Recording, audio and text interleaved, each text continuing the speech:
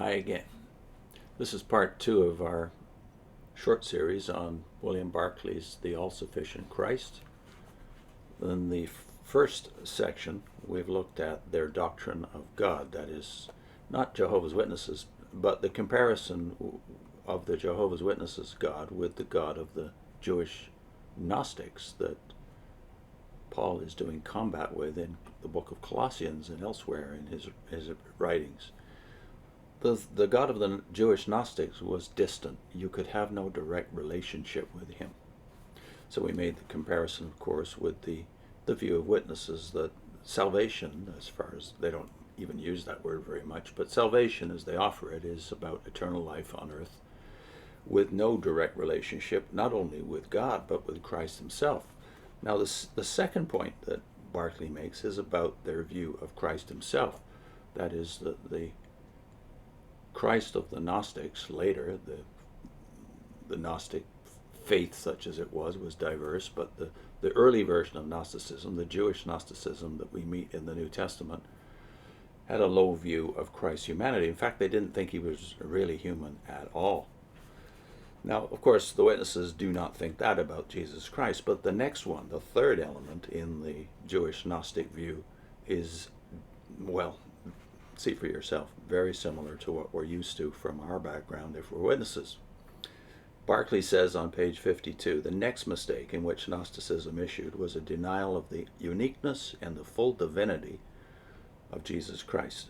The Gnostics had drawn their picture of the long series and ladder of emanations between man and God. They then went on to say that Jesus was no more than a link in that chain. He might even be the highest link, but he was no more than one of these many beings who were intermediaries between God and man. To them, he was no longer unique. He was simply one of many, even if he was the highest of many. The direct and unique unity of Jesus with God was gone. And at the best, Jesus ranked only with the highest of the prophets. On page 57, Barclay follows in chapter 6 with this. We have seen the peril that threatened the church at Colossae. We've examined the false teaching, we've identified it, and we've seen what its consequences would have been for faith and life if it had been allowed to flourish, to develop, and to spread unchecked. Now we turn to look at Paul's answer to it. Paul did not take the negative attitude of arguing with and contradicting the false teachers. He took the method of stating the Christian gospel in all its splendor. The false teachers had tried to remove Jesus Christ from the topmost niche and had tried to despoil him of his uniqueness. Let us see Paul's answer. We begin by setting down the main passages in which Paul's counterblast is contained. This is from Colossians 1, verses 15 to 17. He is the image of the invisible God, the firstborn of all creation.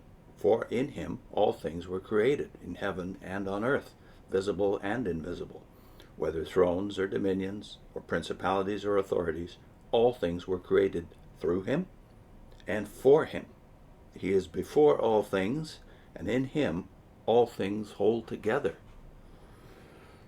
Christ, this is chapter 2 of Colossians, verses 2 and 3. Christ, in whom are hid all the treasures of wisdom and knowledge. And then this from verses 9 and 10 in chapter 2. For in him the whole fullness of deity dwells bodily, who is the head of all rule and authority. We have here, Barclay says, Jesus Christ in a series of relationships. One, there is Jesus in relationship to God. Jesus is the firstborn of all creation. It may well be that here we have a phrase which in its English dress is misleading. The word for firstborn is prototokos, and it has two connected but quite distinct meanings. First, it has what may be called a time meaning, and it does not mean quite simply born first in point of time. So, for instance, Adam is said to be the firstborn man. If that meaning is taken here, it will simply mean that Christ was the first of created persons to be born. It will quite definitely look upon him as part of creation.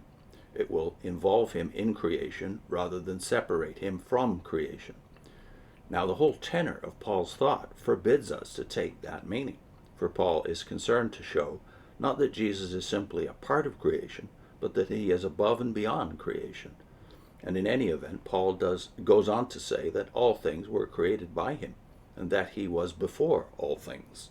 This means that we must seek the meaning of prototokos along its other line. Second, prototokos came to indicate primacy far more than priority. The process by which it developed this meaning is by no means difficult to follow. The firstborn son is the son who has the special place of prestige and honor. He is the father's heir and successor.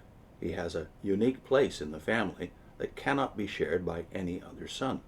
So the word prototokos comes to have the atmosphere far more of primacy in honor rather than mere priority in time. Israel, says God, is my firstborn son. That's Exodus 4, verse 22. Israel was certainly not the firstborn nation in point of time, but Israel was certainly the firstborn nation in the plan and the design and the heart of God. God says of the Davidic king, "And I will make him the firstborn, the highest of the kings of the earth." That's Psalm 89, verse 27. There, quite clearly, the word firstborn has to do with place and prestige and honor, and not with time at all. Jacob, who became Israel and who gave his name to the nation, is called God's firstborn. There again, it must mean that Jacob stood high in the honor of God.